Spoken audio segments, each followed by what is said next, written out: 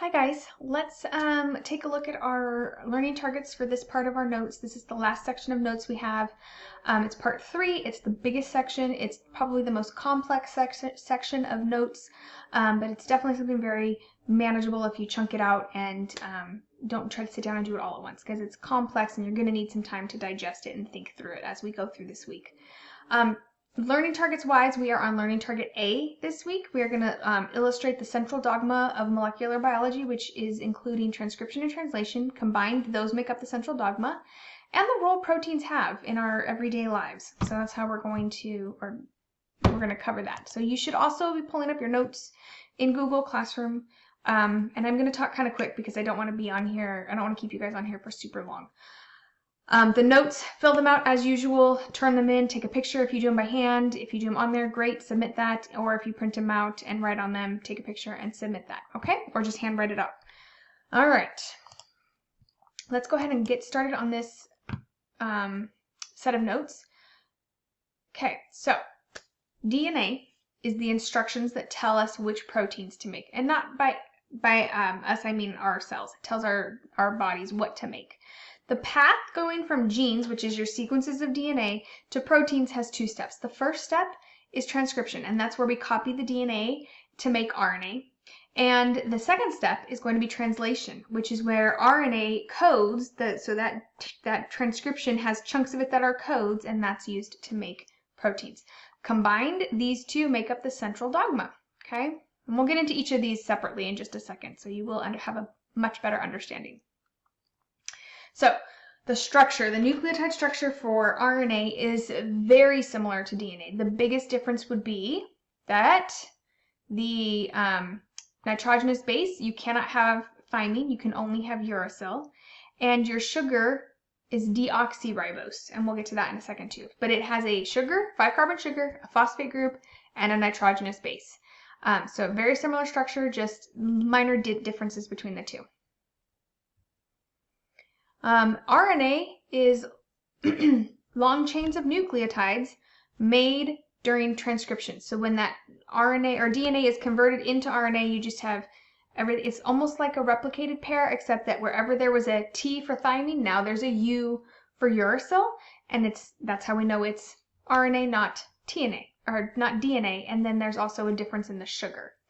Most RNA is used for protein synthesis. It is also a single strand versus our double helix of DNA. So your models that you're making are double-stranded. If you do a single-stranded one, then that's RNA and not what we're looking for, okay? So we're going to copy down in our notes here this table, which is kind of hefty, but it's telling you the differences between DNA and RNA.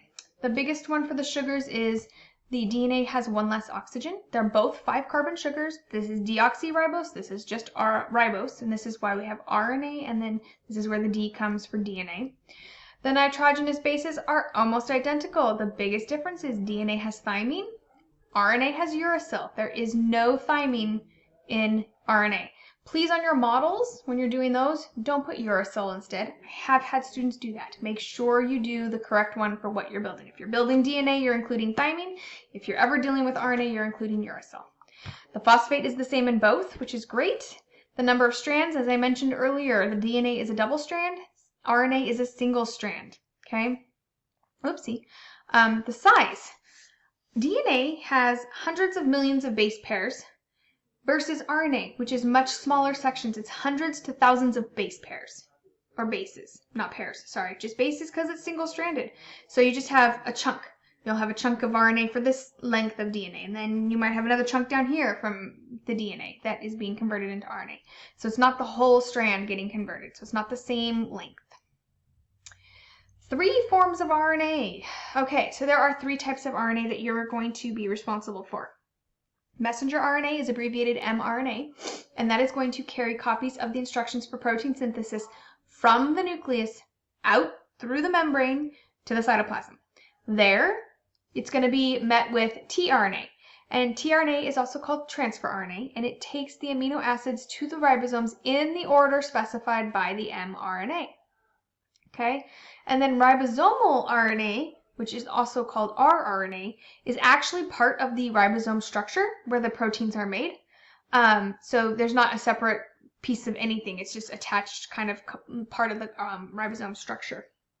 So I would like you to draw this on your paper. I just kind of drew a line. Let me show you what I did. I also indicated on my notes, I think this is the one I want. Nope, that's the one I want. Okay, so I indicated on my notes as well where each of these is occurring. Sorry, it's mirrored. Okay, so the nucleus is where mRNA is found, and it goes out into the cytoplasm. The tRNA is in the cytoplasm, and the ribosomal RNA is in the cytoplasm. I drew my mRNA as just a line, and then my base off of it. And then I drew my structure of tRNA. I labeled it tRNA. And then what is that little thing there? Oh, the amino acid. It's a circle with the AA on there. And then I have what we call an anticodon here, and there's some different structures to that, or shapes. And then the rRNA is part of the ribosome. So I want you to go ahead and draw that. Hold it straight for you. There you go. I'm going to actually exit out of this and show you how my drawings are actually quite similar to what's in the slideshow. That way you can do that. So there's that again. I'll hold this back up in case you want to pause for a second and copy it down. Either which way is fine. Okay. Ta-da! Okay. There we go. So make sure you get that down on your notes packet. Okay, transcription. This is when DNA gets read and then a complementary strand of RNA is produced. So in replication, DNA replication, the DNA is read and a complementary DNA strand is produced. But in transcription, a complementary strand of RNA is produced, which means your A is going to bond with your U's, T's are going to bond with A's, and G's are going to bond with C's, and C's are going to bond with G's. So this is the exact same. The bottom three are the exact same from replication. You just have to remember the A and the U go together in RNA. So hopefully that's something that you can try to hang on to and remember, okay? Okay, so transcription is happening again inside the nucleus. All right, and we have it inside the nuclear membrane. You have RNA polymerase. So remember last time we had DNA polymerase and I said, oh yeah, there's another polymerase coming up when we talk about RNA and transcription and translation. Well, here we go, RNA polymerase. This is what reads the DNA and builds the RNA strand, okay? There's more things involved, but this is all I'm gonna ask you to remember, okay? The promoters are gonna be sequences of DNA that show RNA polymerase exactly where to attach to. And they call it the binding site, which is going to be a specific set of codon or a sequence of nucleotides, which it's a start codon is what I think is what I'm thinking of. I'm trying to remember now at the moment. There's a coding strand that will tell it when to start, and it might be a sequence of like 3 A's, 2 T's, and 5 G's, or whatever it is. That's that sequence. RNA polymerase looks for it, finds it, binds to it, and then starts transcribing the DNA to make the RNA. Okay. All right, introns. So we are looking at slide 26 right now. So the introns is how introns and extrons need to be edited or taken out and put together for RNA to become the proper RNA. So when it's initially made, we have what we call pre-mRNA. The introns are extra bits that are put in that get taken out. When we take them out, everything that we're left with is the exons. It's all other parts, and they get spliced together. And by spliced, we mean joined. Hopefully we know what that means. And then we have our final strand of mRNA. Okay, so we have to have all of it, and there's reasons why, but we're not getting into that. The introns get removed, exons get spliced together, and then we are left with our final mRNA strand. Okay. Hopefully that makes some sense. Okay, so that was step 1, transcription. Now we're going to look at translation, which is also called protein synthesis. Okay, and mRNA that was made in transcription is then taken, it goes out through the nuclear membrane into the cytoplasm over to a ribosome. Okay, then the tRNAs are going to bind, they're going to bring over these anticodons to bond with the mRNA, okay? and that with it, it carries this red part here is the amino acid. So the amino acid gets brought with the anticodon, and then the amino acid gets left, the tRNA leaves, and then you're going to have this amino acid is going to bond to the next amino acid, and then we're going to get a long chain of amino acids. And a long chain of amino acids becomes a protein, okay? All right, so real quick review of what a protein is, and this we didn't actually cover this year, so just a quick overview then of what proteins are. And if you want to check it out in your textbook, it's page 48 to 49. Amino acids, there's 20 different types of amino acids. Each one has the exact same structure except for its side group. So the amino group is this part, carboxyl group is right here, the side group is what we call the R right here, and this varies depending on which amino acid you're looking at, okay? If you have a whole bunch of amino acids together, then we get a polypeptide chain. Polypeptide chains then fold to become proteins. The order of amino acids is determined by your mRNA code. So if it's, we'll get to that in a minute. So just remember that the code is what's going to determine the order of amino acids. But right now, that's all we need to remember, okay? All right, the genetic code. Okay. There are 4 letters for mRNA, 4 bases, A, U, G, and C. There are 64 possible three-letter combinations from those 4 letters. Those are going to be our codons. There's 64 possible codons, basically. A codon is a 3-letter code found in the mRNA, and that's going to match an anticodon that brings the amino acid over, okay? So there's only 20 amino acids, though, and we have 64 possible codons. So that means some amino acids have multiple codons that they code for. So you might have 4 different codons for the same amino acid, okay? Anticodons, like I mentioned earlier, those are the 3-letter codes found with the tRNA. The tRNA brings the anticodon and the amino acid associated with that codon for that anticodon, if that makes sense. It is the complement of a codon, okay?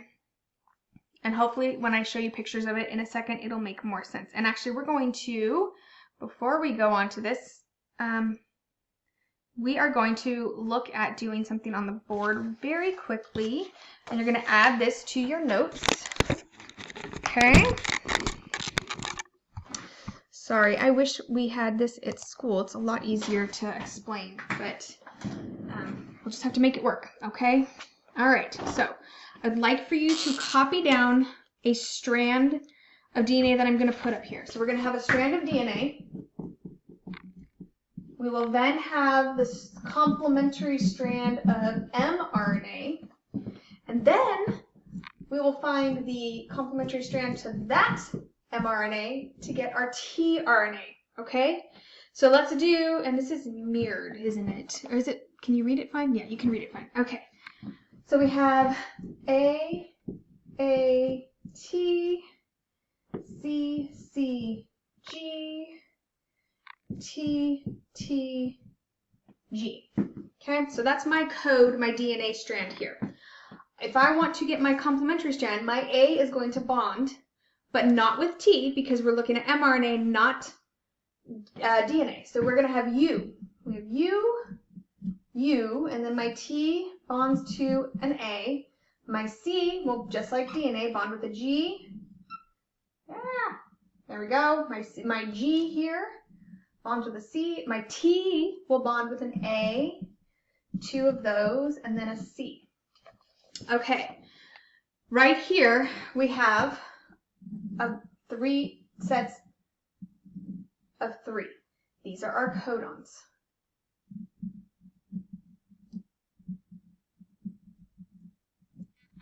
Okay.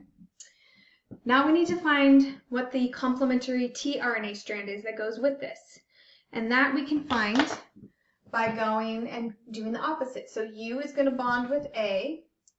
So we have 2 of those. A is going to bond with U because we're still dealing with RNA. Okay. Our G bonds with C. Okay. And our A's bond with U. And our C bonds with G. So now We still have our 3 groups of 3, but these are our anti-codons.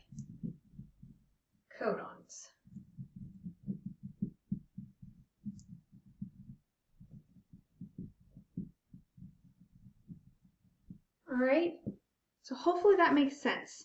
So these are going to be brought to here, to the mRNA, and they're dropping off the associated amino acid, okay?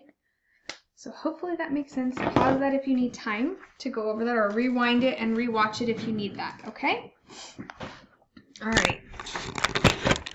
Sorry. Last thing I'm sure you want to look at is that. Okay. Okay, so that's that one. So I want to give you a codon chart to go over real quick. All right, because these are going to help us read what the mRNA is actually telling us which amino acid to bring, okay? So we're going to look at the questions here, and it says, and this picture is in your textbook on page 367. It's figure 13-6, okay? So what are the possible codons for cysteine is our first question. And so first of all, how to use this. Number 1, it says right here, to decode the codon CAC.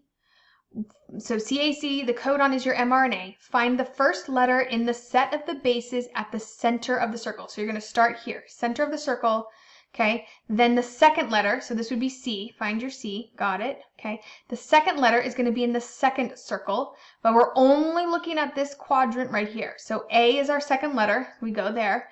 And then in our third circle is our third letter, okay? So that was CAC, CAC. And now we find that our amino acid associated with that is histidine. Sorry, this picture is a wee bit blurry, so I apologize for that. Okay, histidine is the amino acid for that. So then let's practice. What are the possible codons for cysteine?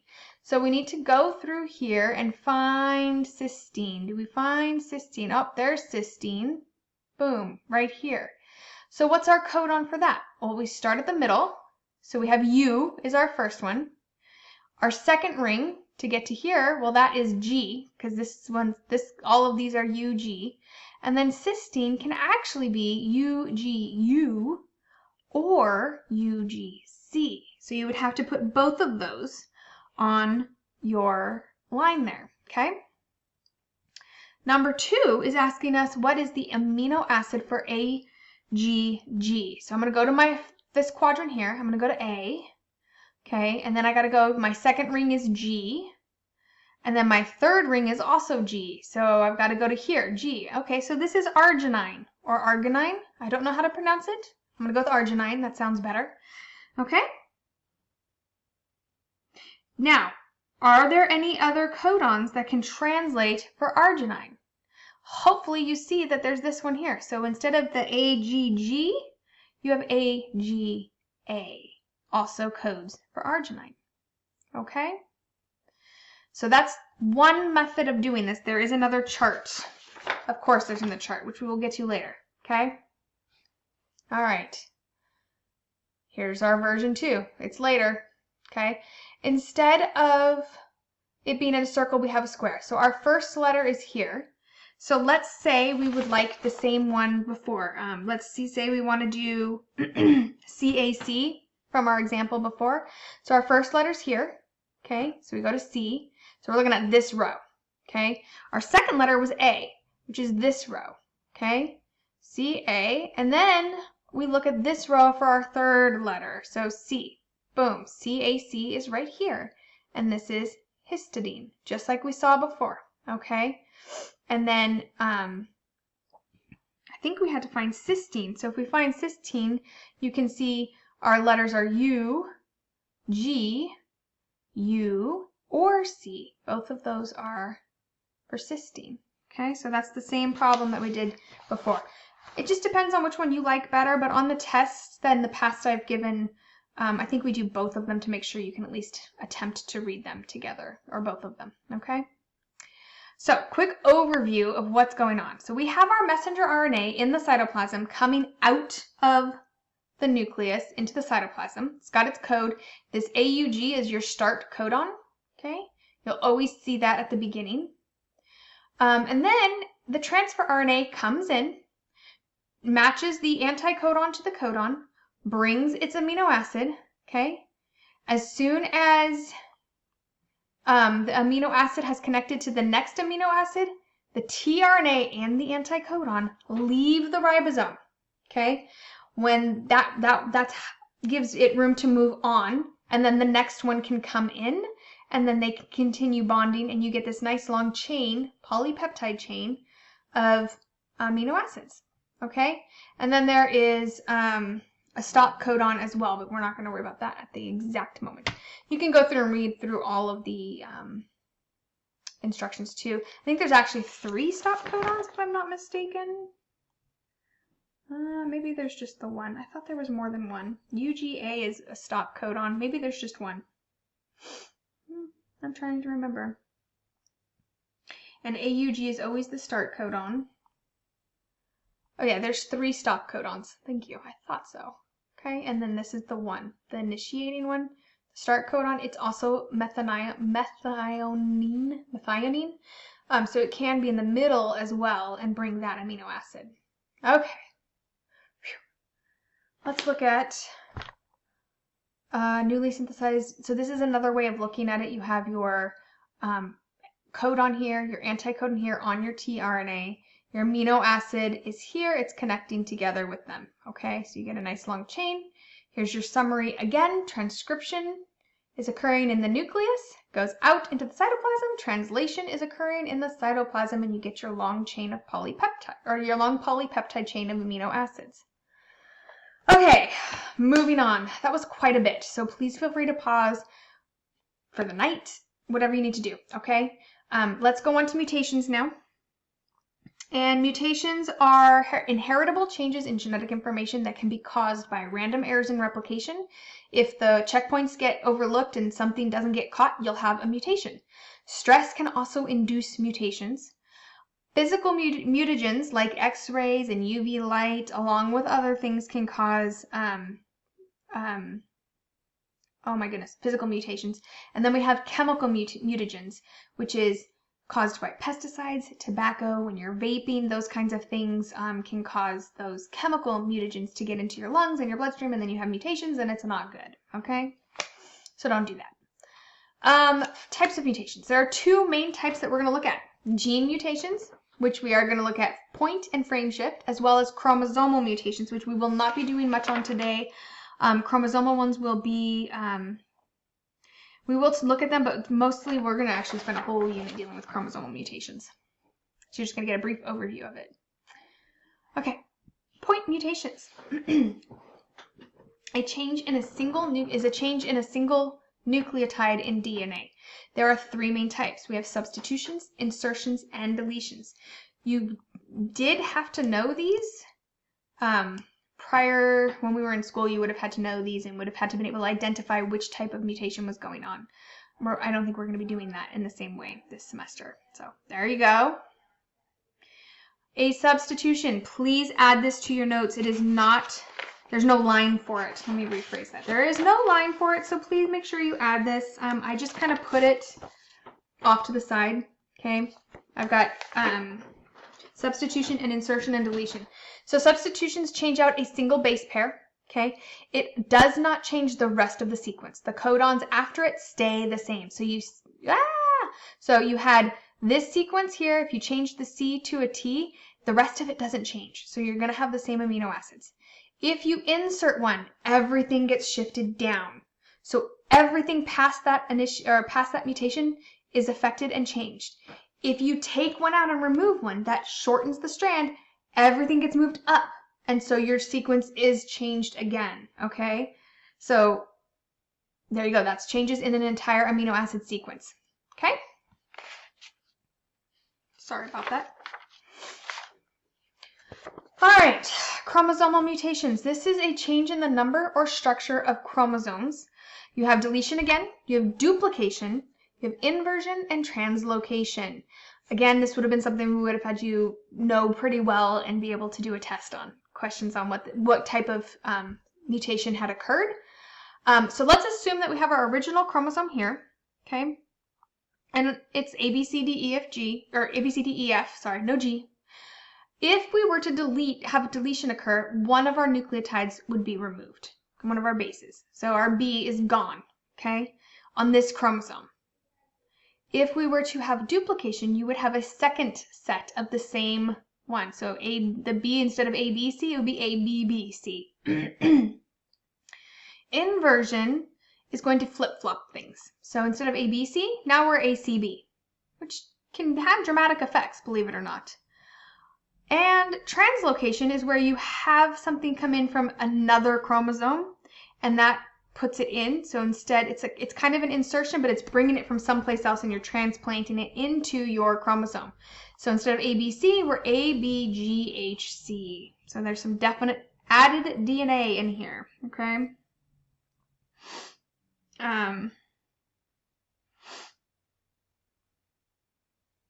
Okay, some of the effects of mutations. Sometimes there's no effect, which is great. That's the best type of situation. Sometimes you have harmful effects, and that can disrupt normal cell function. Some examples of some harmful ones is sickle cell anemia, hemophilia, and cancer. We've talked a lot about cancer. Hopefully we've got a good understanding of how that's a mutation and how that arises. We have not talked about sickle cell or hemophilia, and we will talk about that down the road when we do our genetics unit, okay? Sometimes, though, our mutations can be beneficial. And this one, when it's beneficial, you have changes that increase variation in the species and can improve the chance of survival in changing environmental conditions. So, when we went to town with pesticides, all of a sudden, not all of a sudden, over a course of generations, mosquitoes developed a resistance to pesticides. It is also very similar to, oh my gosh, I'm drawing a blank on what I'm trying to say, the antibiotic resistance that certain bacteria have developed as well. And then polyploidy plants, it's a tongue twister if I do say so myself, are also an example of a beneficial mutation that has occurred. Almost done. Okay, prokaryotic gene regulation. Proteins bind to parts of DNA to turn on or off transcription. It has to hit that certain sequence. It'll bind to it, turn it on, and that protein can turn it off as well. Okay, so just know that proteins do that. And last one, eukaryotic gene regulation. That was prokaryotes. Eukaryotes, which is you and me, are much more complex. Okay, it's important that we have better gene regulation for cell differentiation in multicellular organisms. We don't want everything to be the same because we have cells that do different things. It is also influenced by the physical and chemical environment of the cell. So sometimes we have certain things getting turned on and off depending on the environment. Another example is frog metamorphosis. I guess that's probably the best that I don't know why, I can't remember. Okay, there was something else I was supposed to add and I can't remember. But I think that covers everything in our notes. So it's not horribly long. It's only 28 minutes. I was expecting it to be 40. So if you have any questions, please bring them to class. That would be the best way to get questions answered. And I'm sure you are not the only one with questions. So especially for your participation, if you ask me a question, that will count as your participation. So please make sure you're doing that too, okay? Other than that, good luck, get it done, work on your projects, and get this turned in by Wednesday, okay? Have a great rest of your day, guys.